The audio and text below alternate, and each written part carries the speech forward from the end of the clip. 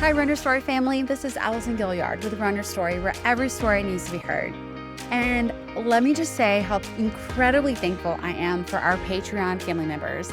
They are the ones who are fueling the podcast for this month. They actually fuel us every month because they are people that not only share, like, comment about the podcast, but they are also the ones who financially take care of this podcast. Yes, it does cost money to put on a podcast, and these guys have sacrificed month after month for Runner Story, and I'm incredibly indebted to them.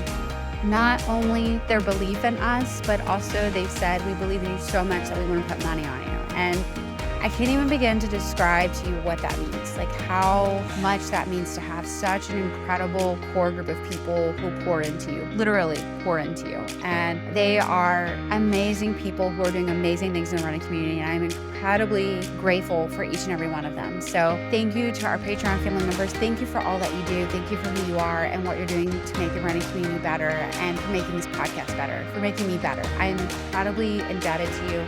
And thank you so much for all that you do. Guys, if you want to be a part of the Patreon family and support this podcast, you can head on over to the Runner Story website, and it is there featured for this month. It's always there every month, but the feature for this month is on our website at runnerstory.com. And again, thank you to our Patreon family members. Absolutely love you guys. Thank you for all that you do. I just have a question. Have you guys ever been to a race and thought, wow, what does it take to be number one? How do they cross the finish line? That's kind of one of the things that really got us questioning with Runner Story.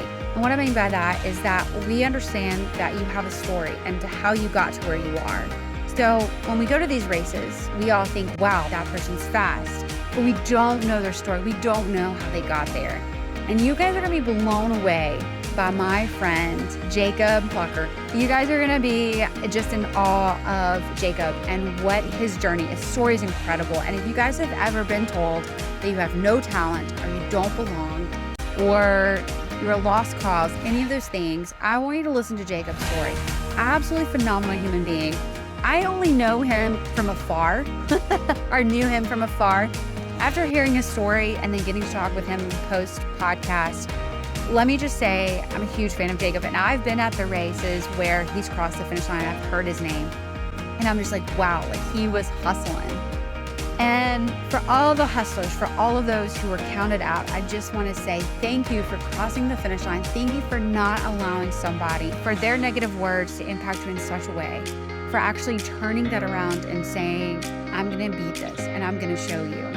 I envy that, and I want that so bad. So thank you guys for being who you are in the running community and not allowing someone else to write your story, that you're writing your story how you want to. Just like how we say you run your story, that is it. That is what this is all about. And that's exactly what Jacob has done and what he's doing as a running coach, as a dad, all the things. We talk about it all, and he does a phenomenal job. So Jacob, I know you're busy in training, guys, and wait till you hear his goal. You're gonna be blown away by this. So thank you, Jacob, for what you've done and what you've highlighted and just sharing your story and your absolutely just tremendous heart, and for being the runner that you are. And I can't wait to see what else you do, my friend. It's just incredible. And again, as we said, we can't wait to meet in person. All right, guys, get ready, get set, and go run with my friend Jacob and his run story.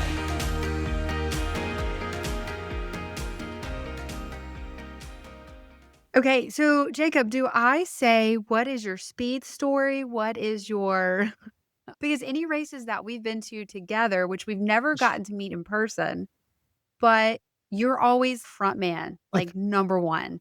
So how does one become the Jacob crossing the finish line, tearing the tape? What is your run story, my friend? Yeah, well, honestly, you asked Jacob that about, I'd say about 15 years ago now. I would not have ever imagined winning any of these races that I've been able to win, luckily, and I've been blessed to. When I was a kid, I was actually pretty overweight. I was about a little under 5 feet, 200 pounds, and I was about 10 years old. So at that point in my life, I was taken to a lot of doctors. My mom was really concerned about my weight. My dad was very concerned about my weight. My family had a bad history of being overweight, and my brother actually was overweight too. And the one day I Just was like, I'm done with it. And I was like, what do I know could help me lose weight? And me and my brother loved to play basketball as a Mm. kid. We were very bad at basketball, but we loved to play basketball. And one day, you always kind of try to get us to the mile. And I was like, you know what? We have a treadmill downstairs in my basement. I'm going to run a mile.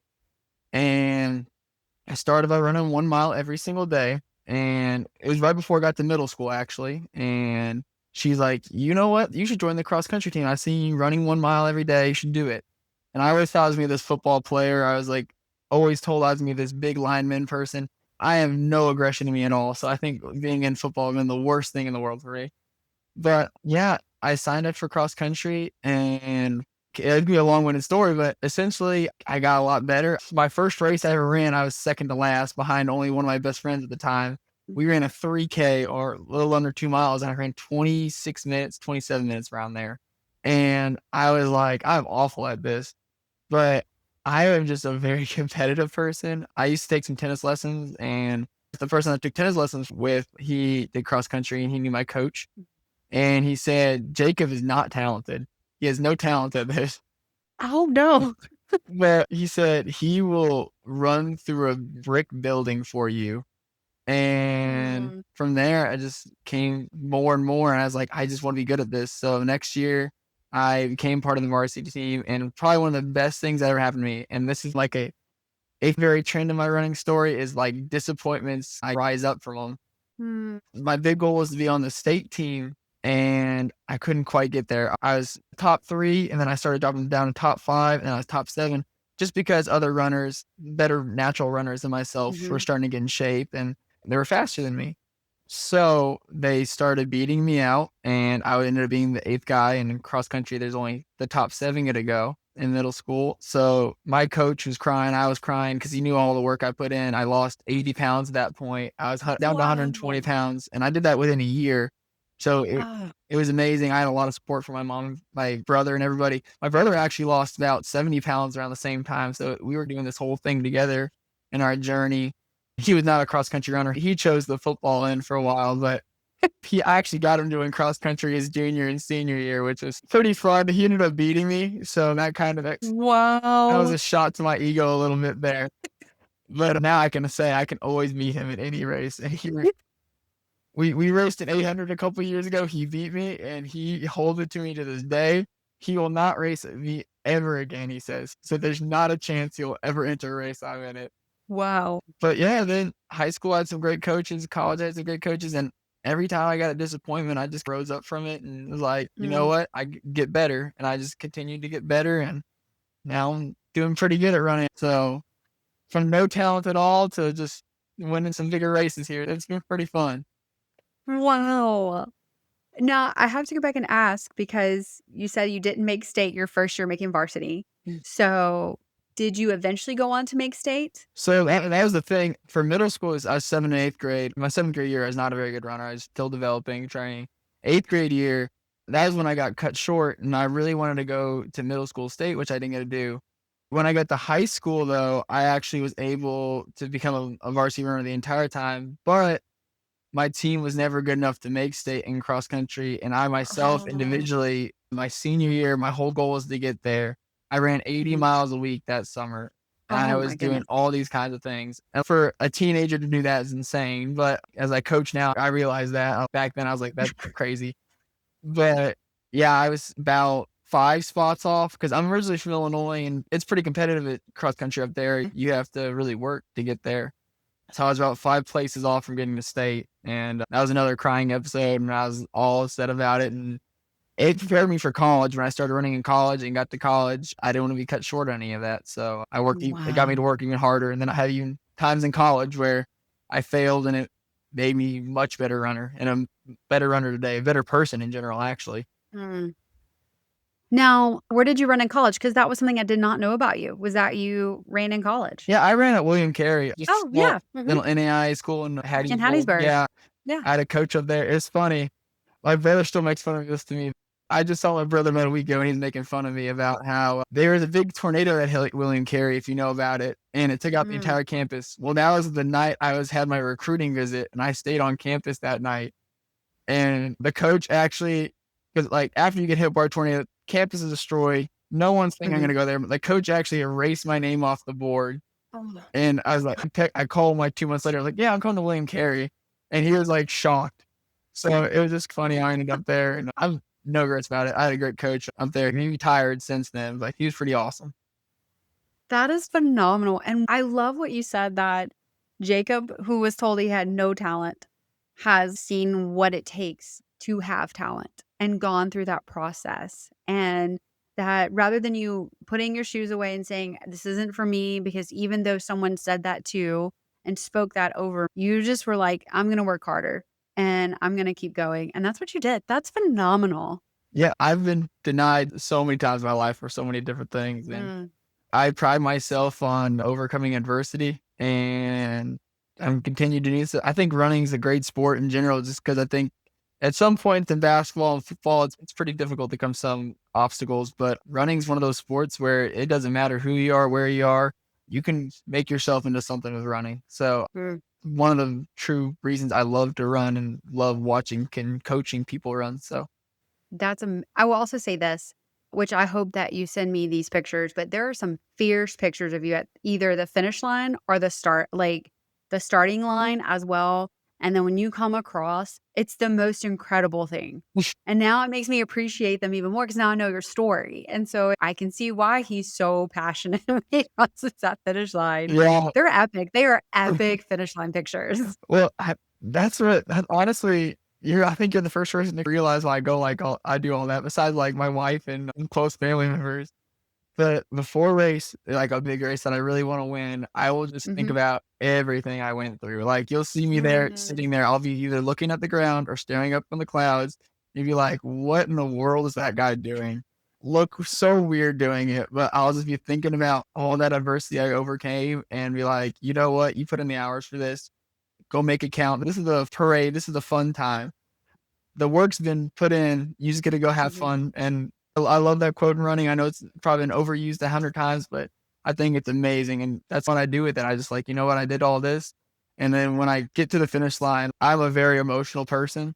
It is so easy to tell how I am feeling at that time. If I'm Uh-huh. tired, you can tell I'm tired. If I'm happy, you can tell I'm happy. My kids for coaching, when I'm mad, they just start walking away and running away from me 'cause they know something's wrong. So I'll just let it all go at that point. There's no holding back. That's great because 'cause we're like, "Nah, Coach Jay, he's gone. We leaving. Yeah, We outta here." exactly. There's literally there's a girl on my team. She will be like, "What's wrong with you?" And she like first thing I'll be like, I'll tell her that not right now. I'm not in the mood for you right now. And she'll like she can tell she's the first person to greet me in every practice. And she knows right away. She's like the only person who's gonna respond to if I say something, respond to something every time. So That's great. So, what is because I wanna take a moment with this and thank Fresh Junkie because they put us together because 'cause we're both ambassadors. So, how did that come about? How did you become a Fresh Junkie ambassador? So I've been doing the Gulf Coast. I even did a half marathon and marathon for a long Mhm. time now, and I've always liked it. I've always enjoyed it. And I call it my hometown race, to be honest with you. I don't think I'll ever Mm. miss it. I'm doing New York this year, New York Marathon this year, and I think I'm still going to pull out the half. I think it'll be like a month later, so it'll be a short recovery there. But yeah, I love their races. I've seen a couple of their races on Instagram and Facebook and all these things, and I thought this is a cool company, and I just started following them and I saw they had this ambassador program. I was like, what's this about? A couple of people I know in Hattiesburg area I knew were ambassadors for the first generation of it. They were pointing me toward that direction saying, hey, you should do this. And like, obviously, like I said, I saw on Facebook, I hear from other people like, you know what, there's probably something to this. So I was like, I'll try and get it. And it's a pretty cool deal there. And Mhm. I'm so glad I did it in the end because honestly, the races that I've done with them and the people that they are have been it's phenomenal. And it's not Yeah. I've noticed I was a back runner for a long time and I know generally the people up front get treated a lot better than the people in the back. But they don't do that. They treat everyone the same and the same way in a great way. It's not, Mhm. oh, we're all going to discard everybody. No, they celebrate everyone and it's so cool to see.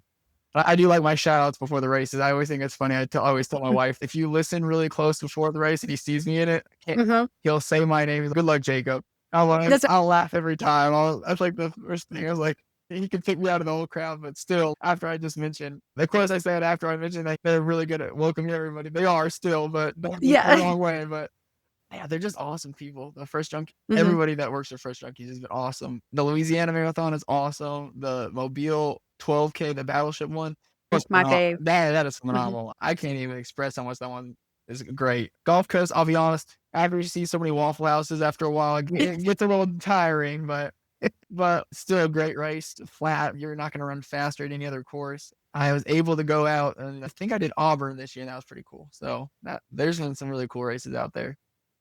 I will say this, so what made me think about when you said the shout out was so we were in Tuscaloosa, That and so you were doing the half and we were doing the 5K, and so we were actually by Mike on the mic, so we were over there, and then he saw you and he was like, "Let's go, Jacob," and I was like, "Wait, that's our Jacob from Fast Chucky."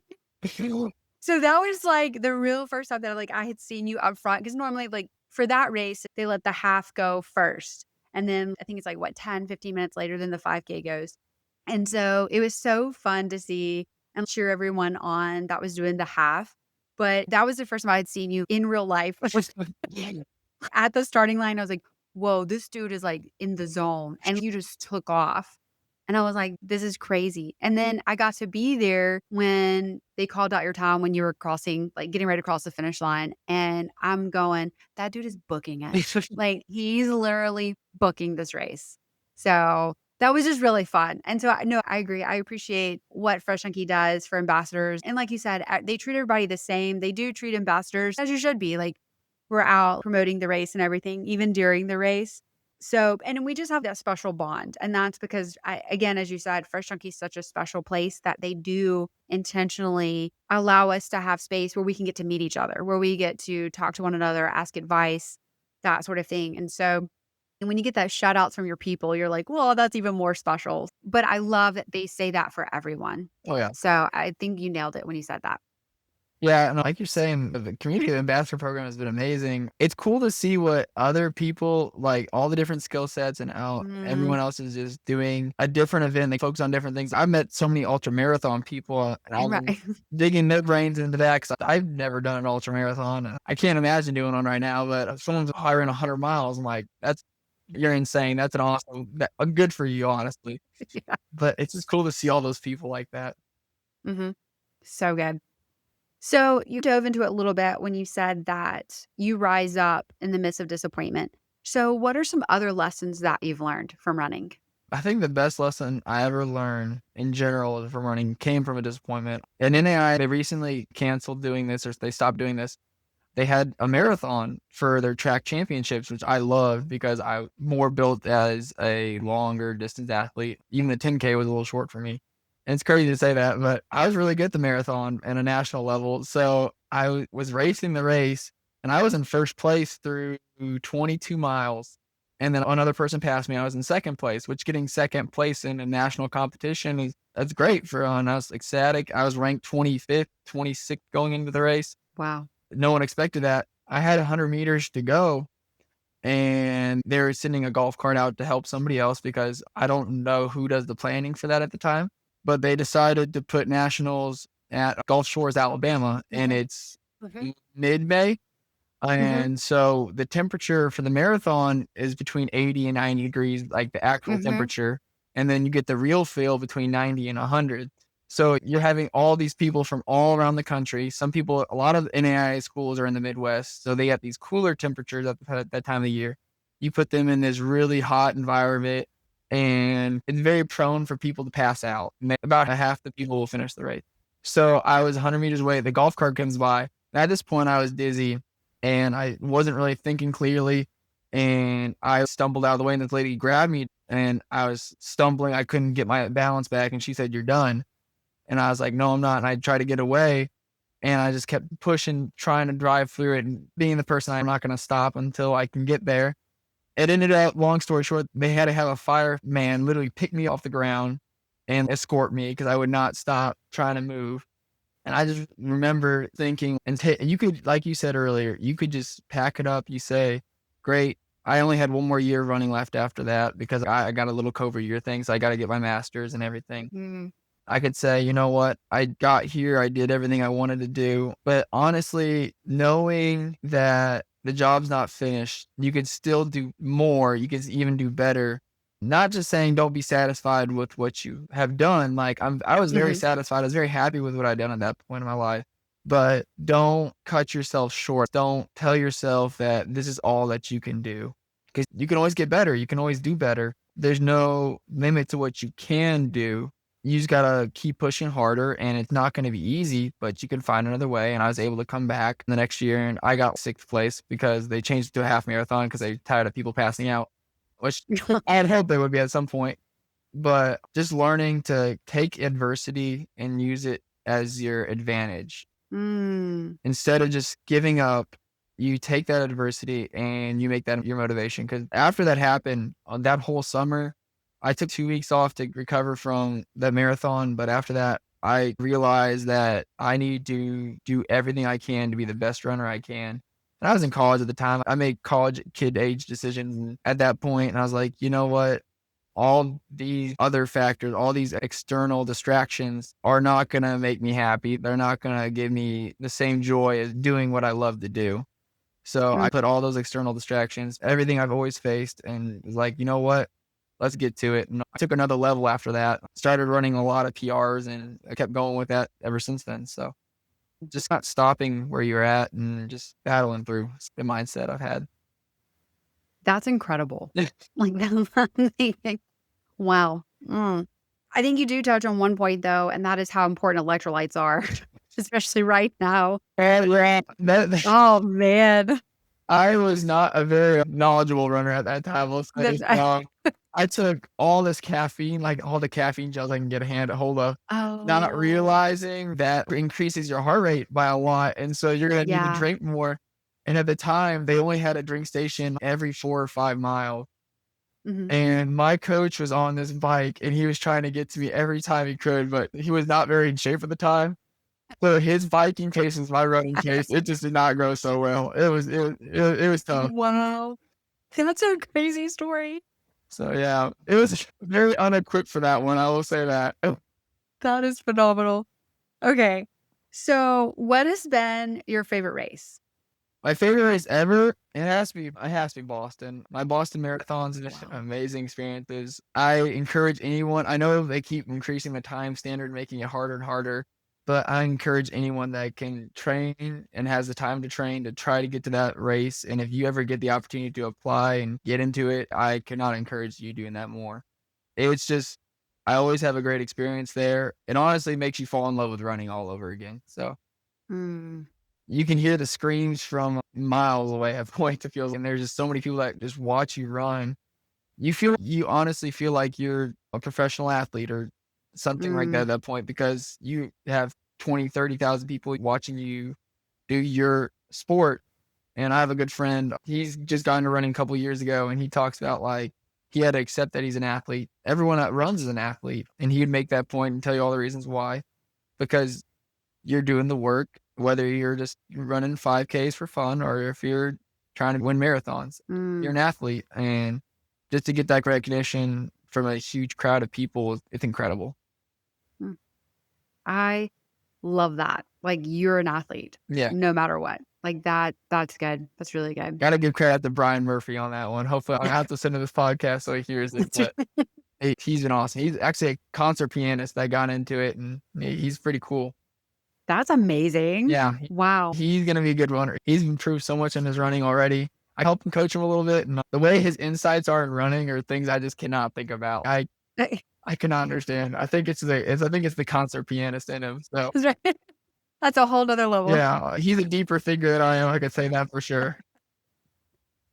Let's shift to race day. All right. So, what does your routine look like? Do you have a routine? Yeah, I'm very structured on routine. I have a friend in Hattiesburg that makes fun of me because I do the Hattiesburg Marathon the last 2 years. And I don't think he realized he's a very good runner in his own right. His name's Josh Moore, but he is very, oh, I'll just go do this. Let's have fun. I am the person where I have a very strict routine on everything I do. So I have 2 weeks ahead of time. I have the exact same routine. I usually do 2 a days for workouts. The week before a very important race to me, you'll see I only do Mhm. one run a day. and just to recuperate a little bit. For marathons, I have certain workouts. I always do quarters at just a fun pace. Like when I say fun, just like whatever, like in between half marathon, it could be down to mile pace, whatever I'm feeling that day. Almost before any race, whether I'm really training for it or not, I always do 13 times 200. Wow. I've been doing this since high school. My high school coach made me do that when I started junior year. So I'll just do 200s, run a 200, jog a 200. And then I always do a little, before marathons, I always do this little tempo, 2K, like 2K tempo at marathon pace, like 5 times. You get a feel for it. But even right before race day, I will always roll out. I have a roller. I always have a hand roller. I have a massager. I will always do that. I always have this yoga. It's called like Yoga with Adrian. And on this little YouTube thing, I love it. I do it every single time. I'll do it multiple times a week, but before race day, I will 100% do that. I will run, I would say 3 to 5 miles, depending what's going on. And I'll do 4 strides no matter what. And then I'll do all my little sprint drill things. If you ever saw me before a race, I'll do. I've been doing those since college. So I just got into that habit. And I'm a man of habits here. And then the 2 days before, I always eat an Italian meal because I always am in the belief that you cannot eat the night before because I will have too many stomach issues going the next day. I'll just feel way too heavy. And then the night before, I'll eat something kind of lighter and usually like a ricey thing. In the morning of, I have this it's horribly tasting caffeine mixed with some beet powder, and it's awful. It tastes awful, but I'll make myself drink it. And then I got this like little carbo supplement I'll put in there. And then for longer races, I'll use the same gels. I am starting to get off this, but I used to use Cis. I love Cis. But honestly, it's just so big in those packages. I'm really getting on to Morton. Okay. I'm getting on the Morton train there for sure. I've been using their caffeine gels. Instead of taking all caffeine gels, I only take one caffeine gel. I learned it the hard way. But I always take that caffeine gel at mile 20 because I always do 20-mile long runs for marathon training, but going 26 is a whole nother level. So I can easily handle 20 miles at my marathon pace, for that 20 or 21 to 26 miles, it's another animal there. So I always take my caffeine to wake me up a little bit. I'm very routine with everything I do with all that. I encourage everyone to get into a routine just because I feel like your body can anticipate what's coming if you have that routine when you start it. So it starts 2 weeks ahead of time. My body's okay. This is what happened last time before a race. And I've done that at least 12 times now before marathons, and it just responds so well every time. I'm like, I'm not going to change anything. If I'm broke, don't fix it kind of thing. Yeah. But it works so well for me. I hope it works for other people or something similar to that. That's great. And I love how you said that routine is important and it's crucial because it helps your body to prepare. Yeah. It's to come. That's really good. I hadn't thought about routine in that way. So that is very insightful, Jacob. That deep thinker you got going on. I'm not a deep thinker. I'll say that for sure.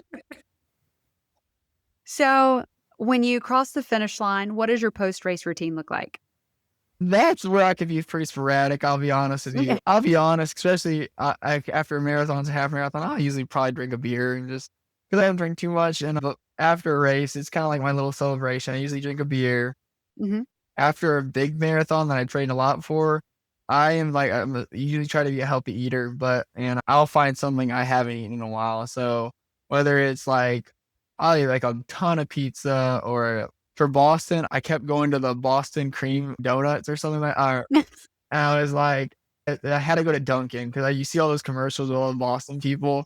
I was like, I just want to go to Dunkin' and just eat it after that. So I was actually at the airport last time, and my wife was getting mad because we were running late for our flight. I was like, I have to get a Dunkin' Donut before I left, so I ordered 4. And I do stuff like that at the end of races just for fun and just enjoy it more. And like I said, it's when you're racing, it's just a celebration. So got to have a party after you celebrate a little bit. So yeah. Absolutely. Yeah.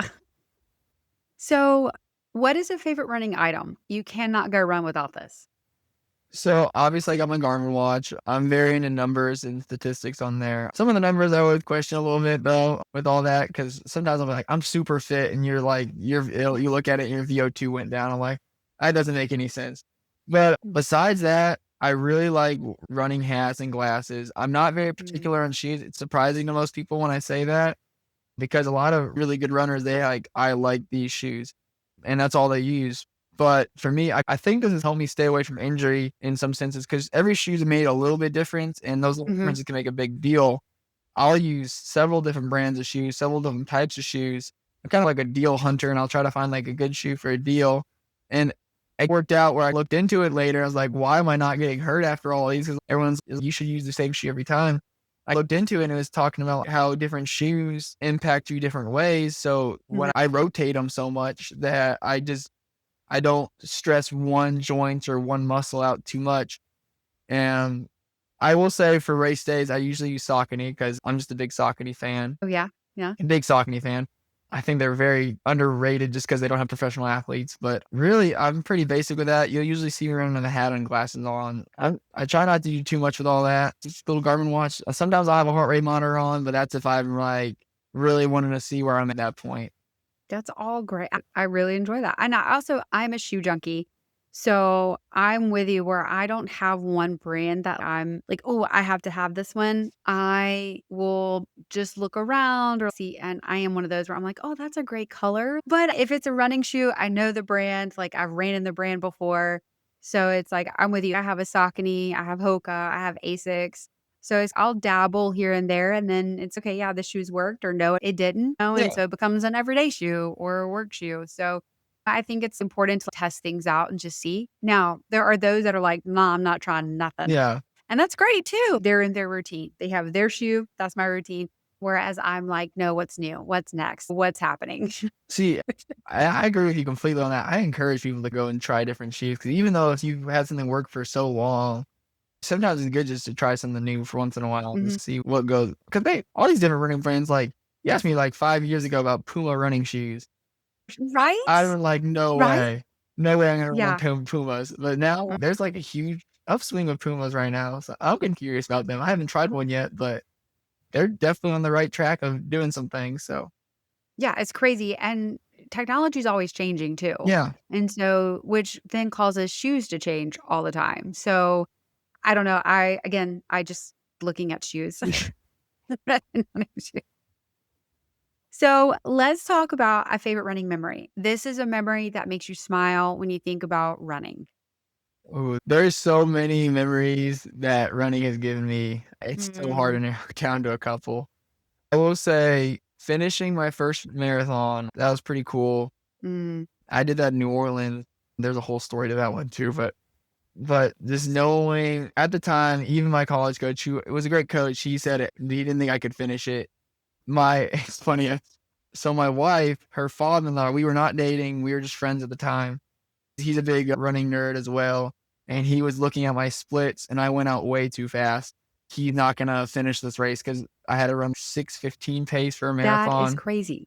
But I just remember finishing it and that pure joy of finishing.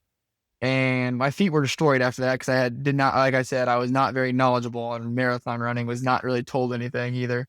So my feet were destroyed in these horrible, I wore racing flats for my first marathon Oh, in the streets of New in the Orleans. streets of New Orleans, but Mm.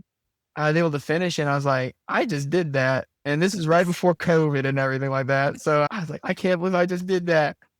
Then probably the first marathon one I ever had was a big one too. Proving that I could do things. That was in Atlanta in this 1 mile marathon course. But doubt yourself and it's like, oh, people that win marathons, they're different and everything like that. And knowing that I could actually do that at the time was like, oh wow, I can actually win marathons. I can go out and do things. It's just something that I thought I would go out and be able to just do. Mm, I'm pretty confident the line nowadays, but who knows? There might be someone like me coming up that they might not know they can do it, but they can. And one mhm, day they might beat me, and I'll have to tip my cap to them and wish them good luck because, in the end, that's the great part about running. You're going against yourself and figuring out what you mm, can do. And I hope someone does that one day, especially one of these fresh junkie races that really push me a little harder. I have lost one of those before, and that was another really good memory. My best half marathon time at the time was 1:10:30. Before that was like 1:16. I dropped 6 minutes. that's insane. Yeah, but I lost to someone that day, and it's at the Gulf Coast race, and they have the course record to this day. And I keep trying to beat it every year. He just Oh, had this great race, and I was nerding out about this guy trying to figure out where he's from and all that stuff, and I still try to beat his time there, but one day maybe, but it was that's great. What is the course record time? it was like 109, I That's think insane. That's between crazy. 109.30 and 109.45. Wow. I just remember the entire race because I was with some teammates that day, and I was just 'cause there's 2 guys in front of us, and they took out so fast, and I was, like, slowly chasing him down, and he was just so far ahead, though. He had at least a half mile on me at one point. So I lost him by about 40, 50 seconds, but he was so far out there. He was a great runner, honestly. Wow. That is incredible. I can't even wrap my head around the 116. That's Yeah. crazy. Okay. Jacob, do you listen to music when you run? Yeah, I'll listen to podcasts, music, I'll listen to everything. I gotta say, during my easy runs, I'll listen to podcasts. During long runs, I'll listen to music. During workouts, I will not listen to anything. Mm. I don't know why. I want myself to suffer as much as possible during workouts. I guess it's a masochist in me or something like that. And I'm like, you don't get out of this one. You gotta suffer today. Wow.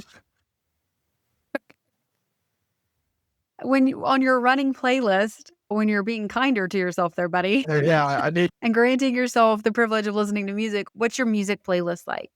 it's changed over the years. When I was in high school, it'd be a bunch of rap music, and nowadays I just can't do that anymore. My cross country kids will play stuff to me. I'm like, they just said so many bad words in that sentence. But I like to listen to a mixture of things. I'll listen to some of my older rap that's not quite as profane, I guess you could say. Or I'll listen to some good rock and roll music. I love some AC/DC when I'm running. Mm. I loved listening to AC/DC when I was a kid, so it kinda reminds me I've gotten to, like, the Christian workout rap scene a little bit, and I'll kinda mix them all in together. So I figure out what mood it will be at certain points of the run. So at the end, Mm. I put the Christian music on there. It's just to give myself some a great feeling at the end. You accomplished this, you did this. The middle of the run, I'll definitely put the AC/DC when I'm just like in my head thinking, why in the world am I doing this right Yes. now? Just to kind of psych myself back up and begin, I'll get my rap music to get me hyped a bit. But I definitely have a structured thing. If you look at my playlist, it's definitely like rap, like my old school rap, not like the new school rap. And then like hard rock, metal music, and then as a Christian music at the end, it's real so different. You'll listen to my music and you're like, how did we start from here and get to there? But it is what it is, I guess, at that point. You're like, "This is literally how we all feel during a run." Yes, Like, right here. yes. All the emotions is in this music playlist. I'm pretty sure it could be like a meme or Instagram thing on there, and you see all those little running ones, or they're like the beginning of the run and then the end of the run kind of thing. That's Ye exactly what it is. that is fantastic. So, you already mentioned a little bit of working out. So, what does your cross training look like? So I'm big into lifting. I got into that when I got into college. I really couldn't run too much more miles than 80 miles a week after high school. And I tried to figure out a way to get myself better.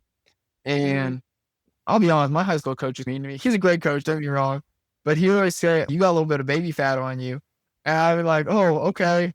And he keeps saying, like, you need to do push ups during when you watch TV. Every commercial, you need to just do pure push ups. I'm like, oh, I was like, "That's a lot of push-ups, coach." And he said, "Doesn't matter."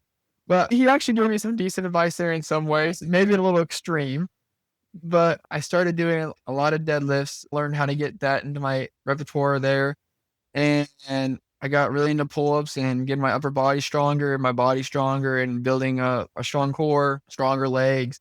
Lately, I've really learned my brother got me on this. He's a big lifter.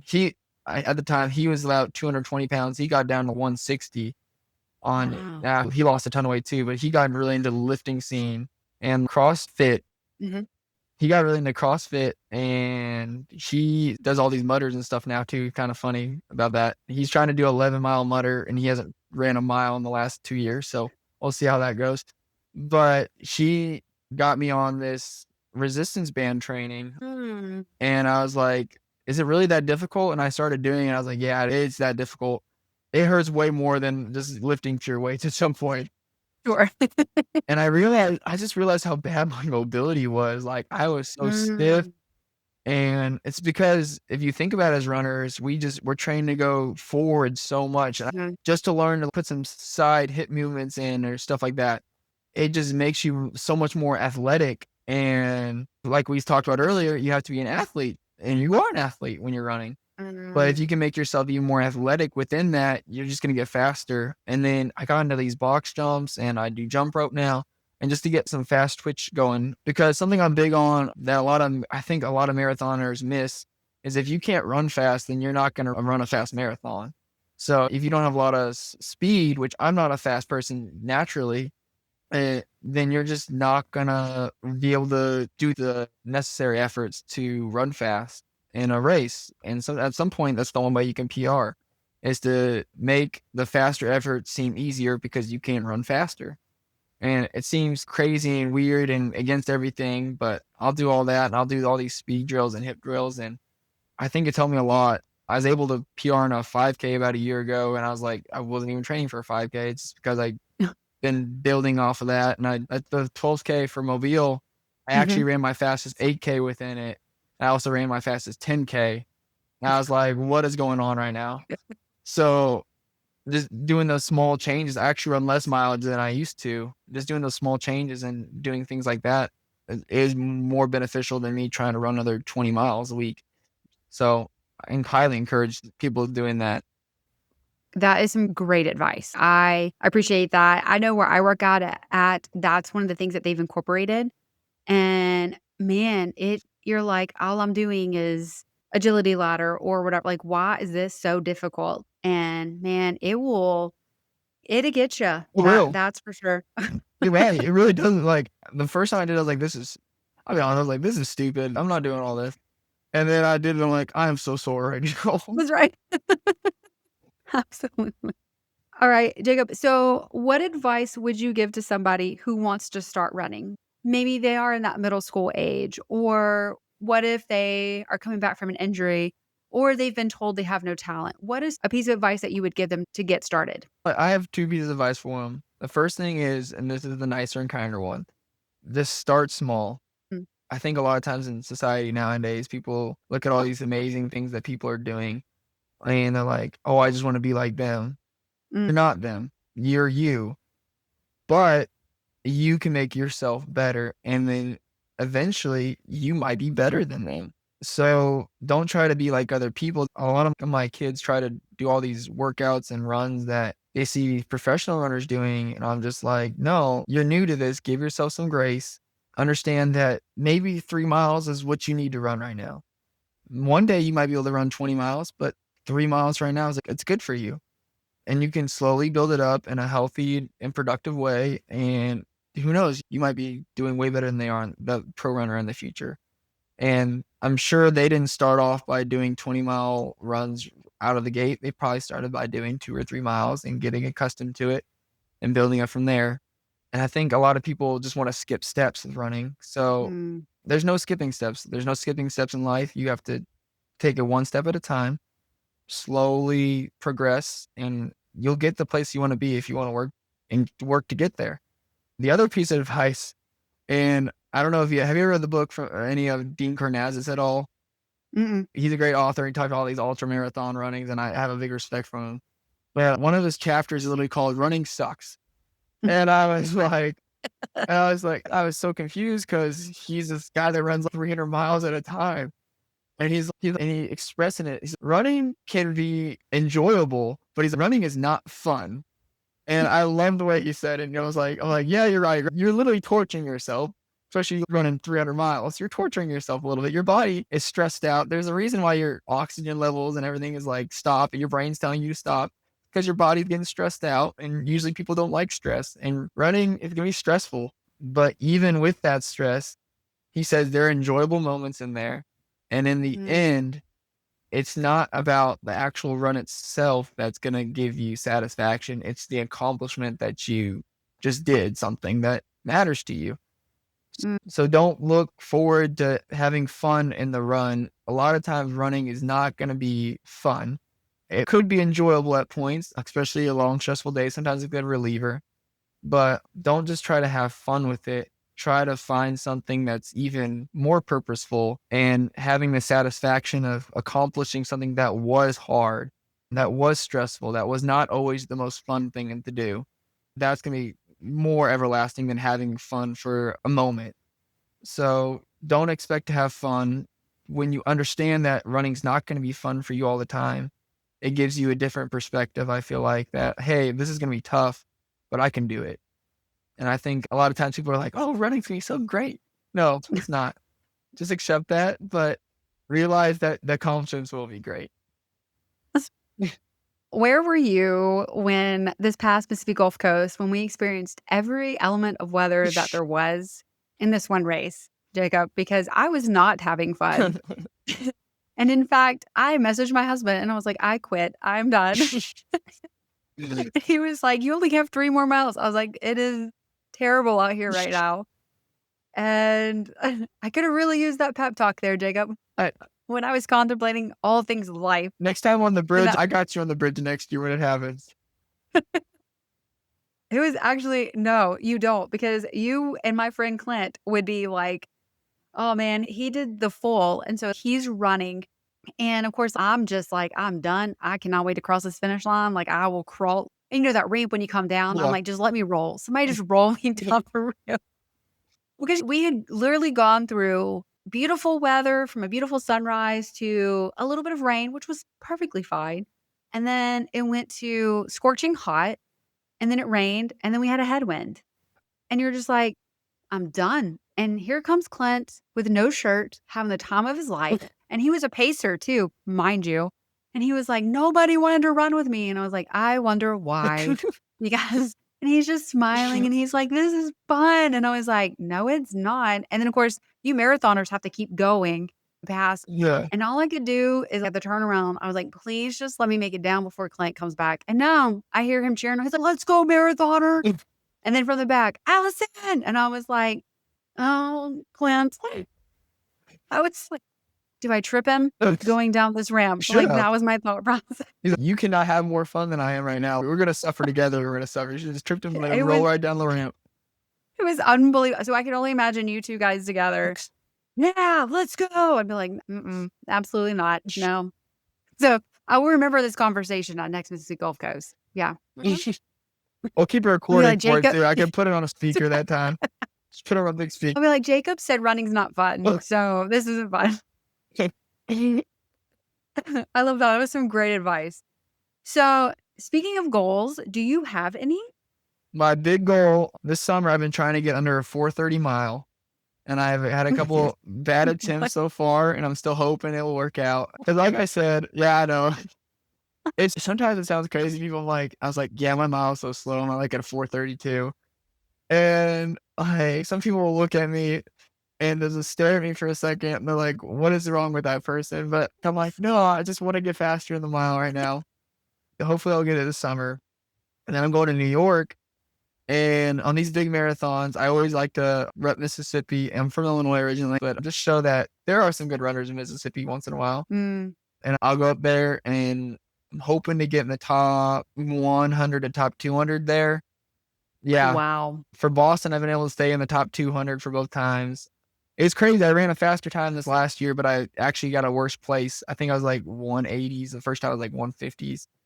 But I always try to represent out there and just try to do my best when I get there. And then I'm really in the spring. I'm going to probably do my first ultra marathon race. I was supposed to do it this spring. I was supposed to do a 50K. And I'm really trying to break the Mississippi record for it. There's like a little road running record, and there's only one race in the entire state of Mississippi that is qualified to have that 50K record.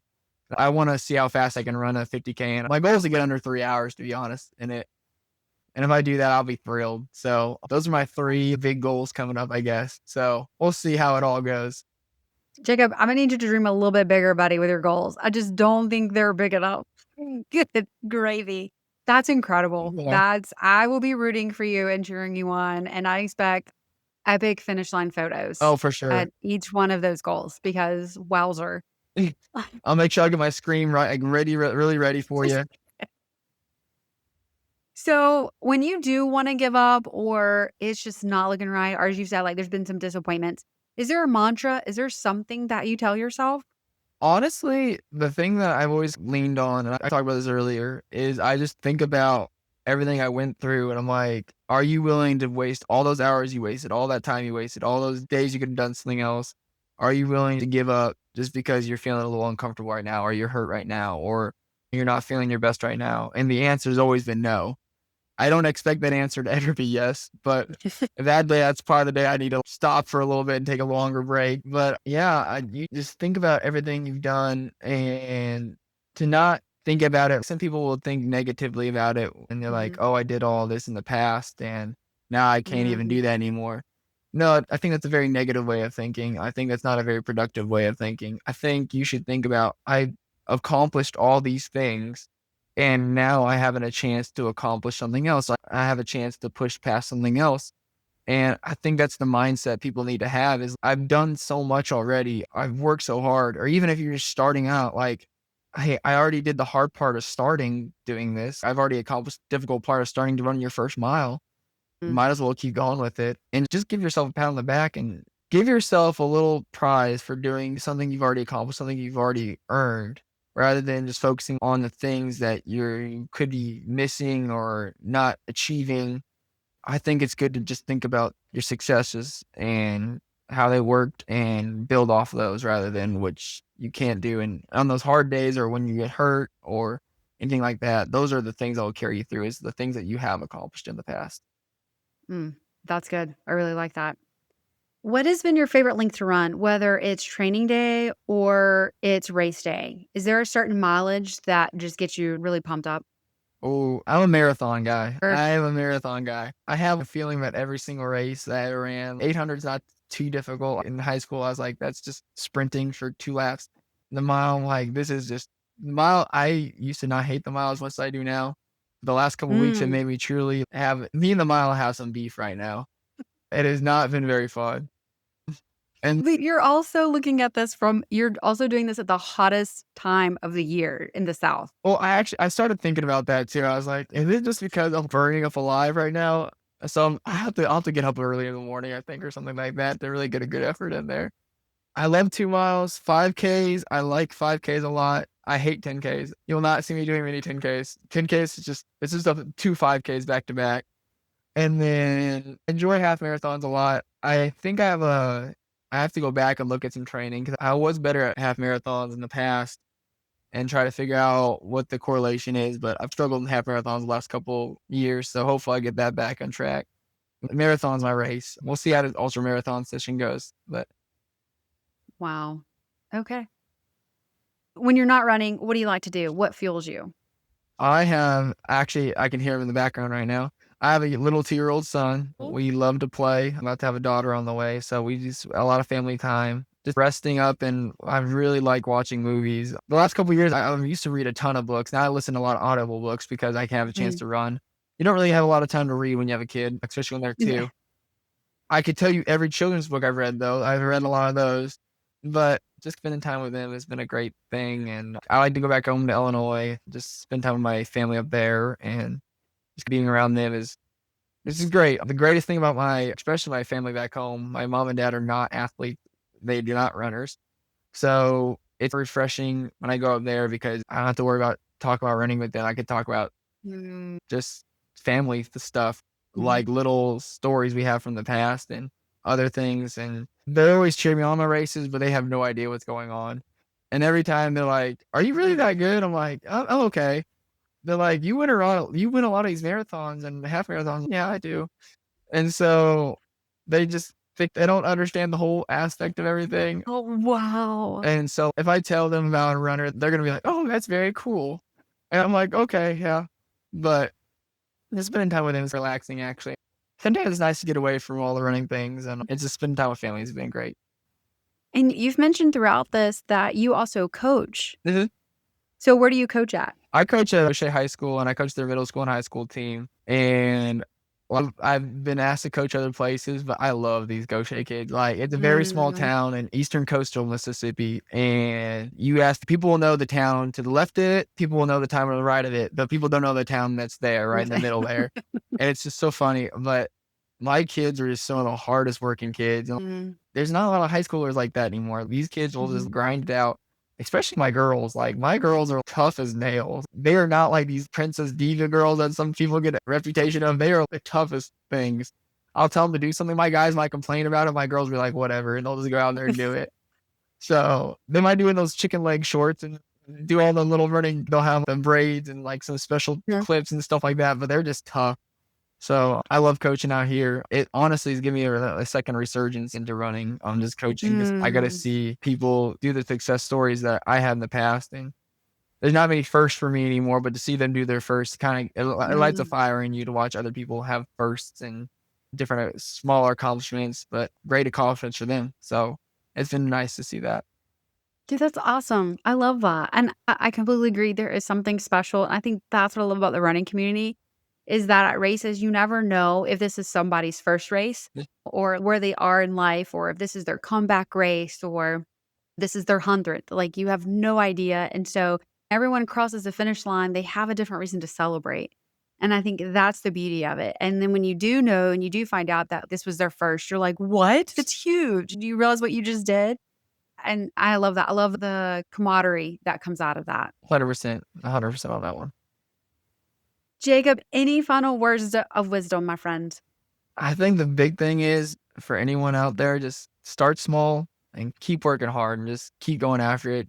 Don't let your goals just go past you. Just focus on small things, small goals to get to that big goal. Hmm.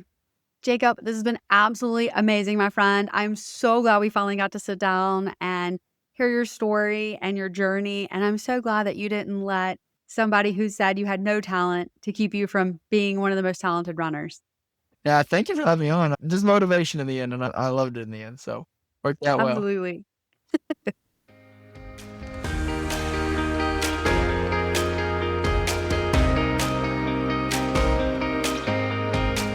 You just want to go run with Jacob now, don't you? I mean, I don't want to run at his 4:0 whatever pace, but incredible goals, incredible human, the coach that he is, the runner that he is, the family man that he is, all the things, and keeping it in perspective. I'm just incredibly in awe. And again, I took away from this, don't let someone else dictate your story. Don't let someone else write that. You do that. Just like we don't let someone else run our miles for us. You run your own miles. You run your story. You make it yours. And that's what I got from Jacob. He was like, no, you don't get to write that chapter. I'm writing it. And Jacob, you are just inspiring, my friend. And thank you for your story. Thank you for impacting the next generation with coaching and with your family. Incredibly grateful to have gotten to know you. And I can't wait to hang out with you at some local races. Just absolutely incredible, my friend. That's what I love about this podcast. I absolutely love this podcast because of the stories we get to hear, of the hearts and the struggles, and again, the lessons that we learn and all the information that we share. It's what I love about the running community. And so thank you, Jacob, for sharing your story and for what you're doing. You're absolutely incredible, my friend. And making all this possible, again, is our Patreon family members. Guys, give them a huge shout out. Thank them for supporting this podcast. We're in year 3 because of them. The struggle bus is real when you're doing a podcast. You have no idea how much it means or if it means anything at all. And so when we see the reviews that people leave, it just means the world to us. And we get to hear that, man, I've learned something new in this podcast, or, well, I didn't even know that was possible, or I learned about a new race, or that is all because of our Patreon family members. They have taken up the cause and they said, we're going to give to Run Your Story. We're going to support Run Your Story, and we're going to do what we can. And so thank you to our Patreon family members for making this podcast continuing. It blows my mind that here we are and we're sharing the stories that we're sharing. And I'm incredibly grateful. And that's because we have the community that we have that have said, we're going to run alongside you and we're going to support you. And so thank you guys for that so very much. I just get emotional thinking about it. So I cannot say enough thank yous to our Patreon family members. So thank you so much. Guys, make sure that you like, share, and comment. Leave those comments. Make sure you share it. Every story needs to be heard. And that's how we get these stories out, is by sharing them. And he makes all the things possible is Gilliard Tech Services. We love and adore him. Thank you so much, Gray, for pouring into Run Your Story, taking the time to edit the podcast just so it flows better. People get nervous or I mess up as the host, and so he can fix that. We want to put on a good quality podcast, and we want to make sure that your stories are honored and they're shared in the way that it should be. And Gray Gilliard from Gilliard Tech Services does that, just like he updates our website, tries to keep all the information flowing. So utilize Run Your Story. And if there's something that you want to see on the website, definitely reach out to us. We would love to hear your feedback and love to know how we can support this running community.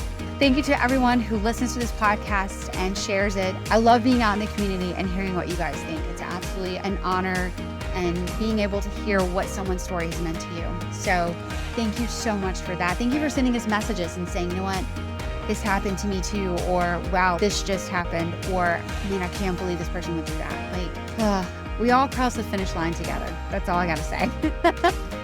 All right, guys, until next time, go run your story because every story needs to be heard.